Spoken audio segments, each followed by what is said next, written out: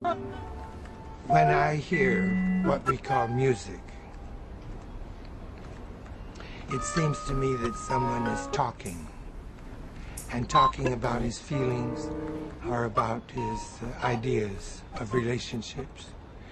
But when I hear traffic, the sound of traffic here on 6th Avenue, for instance, I don't have the feeling that anyone is talking. I have the feeling that sound is acting. And I love the activity of sound. What it does is it gets louder and quieter, and it gets higher and lower, and it gets longer and shorter. It does all those things which I'm completely satisfied with that. I don't need sound to talk to me. We don't see much difference between time and space. We don't know where one begins and the other stops.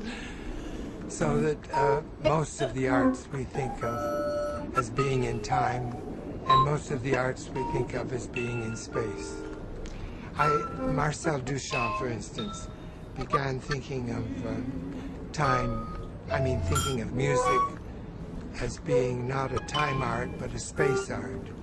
And he made it a piece called Sculpture Musicale, which means different sounds coming from different places and lasting, producing a sculpture which is sonorous and which remains. People expect listening to be more than listening. And so sometimes they speak of inner listening, or the meaning of sound. When I talk about music, it finally comes to people's minds that I'm talking about sound that doesn't mean anything, that is not inner, but is just outer. And they say, these people who understand that finally say, you mean it's just sounds? Thinking that for something to just be a sound is to be useless. Whereas I love sounds just as they are. And I have no need for them to be anything more than what they are. I don't want them to be psychological.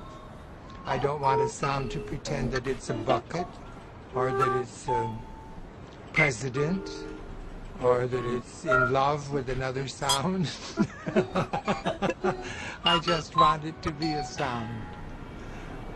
And I'm not so stupid either. There was a German philosopher who's very well known, Immanuel Kant, and he said there are two things that don't have to mean anything. One is music, and the other is laughter. Don't have to mean anything, that is, in order to give us very deep pleasure. Oh, you know that, don't you? The sound experience, which I prefer to all others, is the experience of silence.